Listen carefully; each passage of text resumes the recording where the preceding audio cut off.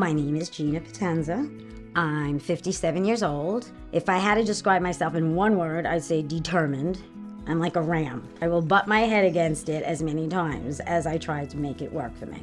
I would probably describe myself a lot of different ways without saying I have thalassemia, because that's just a part of what I am. Thalassemia is best described as when your bone marrow stops working and it stops producing red blood cells. There are some people who have the ability to make mutant blood cells. They don't last very long.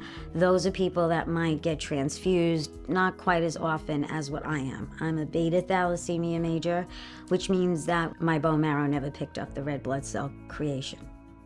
So at 3 months old, I started to become very anemic. And without surviving on transfusions for 57 years, I wouldn't be here. There I am with my spleen, wonderful me. That was right before your splenectomy. Yeah, I was about 5 then.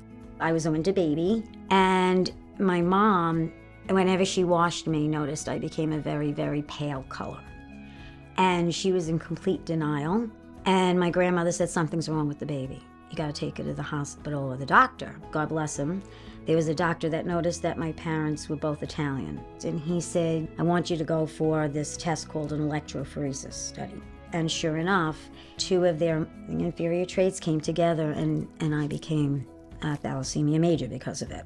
The doctor called my parents up and said, she's expected to have a 9-month life expectancy. Then they said, it's not gonna happen. We have faith, and she's going to be here for a purpose, and she's going to be here as long as she needs to be here, and she'll live her life. And so be it. I mean, I'm a walking miracle. I'll say that. I'll say that. See, this looks like it's dying, but look at how cool it's coming back. My parents never hid anything from me, which I think is really important. They just made it a part of my life, you know? I would talk about having to go for a transfusion like somebody else was talking about going to soccer practice. You know, they were always there to help me through it, and so were my siblings. We make light of it because we don't want her ever to think she's anything but pure love and no different than anybody else. Keith, say something that makes me smile. I love you. Oh, I love you. Keith makes me feel like, even though I have so many challenges, he makes me want to go through them. He makes me feel like there's going to be good times too. He knows that when I don't feel good, he needs to know that I need my space. And I gave you your space, but I also let you know that I was there at the same Right. time. The advice that I would give to somebody is have a lot of patience Mm-hmm. and a lot of understanding. She has a disease that has never held her back. It comes with a lot of pain. She never admits it, but we know it. Every 2 weeks, there's a certain time that she has to give to get her blood. If I'm due for blood and I'm really tired, I just read. I love to read, since I was a kid. But if it's nice, I'm outside. Walking on the beach puts everything together for me. There's something about the sound of the water. It's very, very soothing. So if I have something really heavy that I'm going through, that's where I'll be.